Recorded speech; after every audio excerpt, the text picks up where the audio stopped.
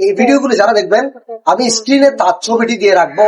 অন্তত পক্ষে তার স্বজন পর্যন্ত যদি এই ভিডিওটা পৌঁছায়, তার স্বজনরা এসে যেন তার কবর চিঠে দাঁড়িয়ে জিয়ারত করতে পারে, সেটাই আমাদের চাওয়া। আর আমাদের ব্যবহার চিকিৎসা আসসালামু আলাইকুম। অবস্থান করছি পশ্চিম মধ্যনা পাটালি ঝিল, যেটা মেয়রগল্লির পাশে একদম। আমাদের কিছু দেখতে পাচ্ছেন অ্যাম্বুলেন্স, সাথে গ্লাস। আমাদের ব্যবহারিক চিকিৎসা উপরবাসী কেন্দ্রে চিকিৎসাধীন থাকা একজন ব্যবহারিক বাবা ইন্তেকাল করেছেন। আমাদের এখানে যে চিকিৎসাধীন ব্যবহারিক মা বাবা রয়েছেন, প্রতিটি পেশেন্টই মৃত্যু পথযাত্রী, যে কোনো মুহূর্তে তাদের মৃত্যু নিশ্চিত। এমনিতেও দুনিয়ার নিয়ম, কুল্লু নাফসিন যায়িকাতুল মউত, প্রত্যেক পারে মৃত্যুর স্বাদ গ্রহণ করতে হবে। তবে আমাদের হসপিটালটাই ভিন্ন, কারণ হচ্ছে আমাদের এখানে আসেই মৃত্যু পথযাত্রী মানুষগুলা, যারা রাস্তায় ট্রেনে ডাস্টবিনে পড়ে থাকে, সমাজের অবহেলিত, যারা মানুষ হিসাবে নয়, আসে হচ্ছে একদম নিকৃষ্ট প্রাণীর মতো। তাদেরকে আমাদের স্থান দিতে হয়, কারণ তাদের সম্পূর্ণ অর্গান পচন থাকে। শরীরের যে কোনো একটা অংশে পতন থাকলে, পোকা থাকলে আমরা ওই রোগীগুলো নিয়ে থাকি, যে রোগীগুলা নিজের নামটা পর্যন্ত বলতে পারে না। আপনার এই যে কাগজটা নিয়ে আসলাম, একটু কাছে আসো বাবু। এই দেখেন, অজ্ঞাত, এর পরিচয় আমরা এখনো পর্যন্ত শনাক্ত করতে পারি নাই, তার নামটা পর্যন্ত আমরা জানতে পারি নাই। তার আগে মৃত্যুবরণ করছে।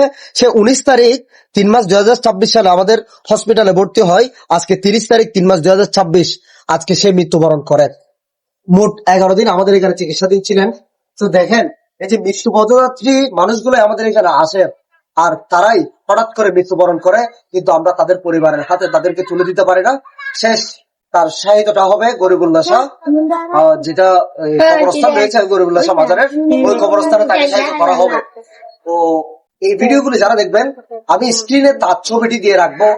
অন্তত পক্ষে তার স্বজন পর্যন্ত যদি এই ভিডিওটা পৌঁছায়, তার স্বজনরা এসে যেন তার কবর চিঠে দাঁড়িয়ে জিয়ারত করতে পারে, সেটাই আমাদের চাওয়া।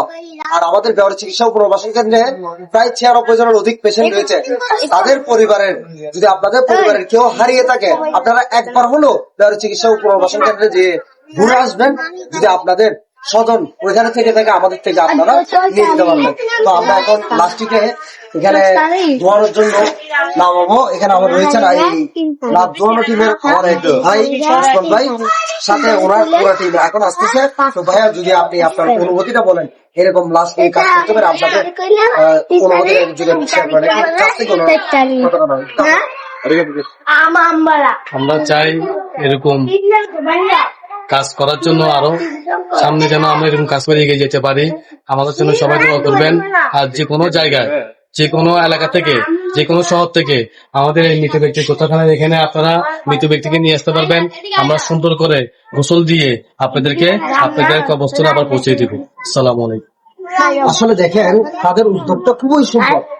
বিনামূল্যে তারা এরকম রাস্তা থেকে যে রোগীগুলো মৃত্যুবরণ করে, তাদেরকে একদম সম্পূর্ণ বিনামূল্যে সুন্দর করে গোসল, তারপর আমাদের বিনামূল্যে কবর খনন টিম আছে ব্যবহারিক ফাউন্ডেশন, সেই টিম দ্বারা কবরস্থ করা হয়। তাই আপনারা সকলেই যে যার স্থান থেকে এরকম মানুষদেরকে সাপোর্ট দিবেন, এবং রাস্তায় পড়ে থাকা অবহেলিত মানুষদেরকে আপনারা সুযোগ করে দিবেন, যাতে করে তারা বিভিন্ন হসপিটাল কিংবা বিভিন্ন জায়গায় তাদের ঠাঁই হয়। ধন্যবাদ সবাইকে। পাটালি ঝিল থেকে আসসালামু আলাইকুম।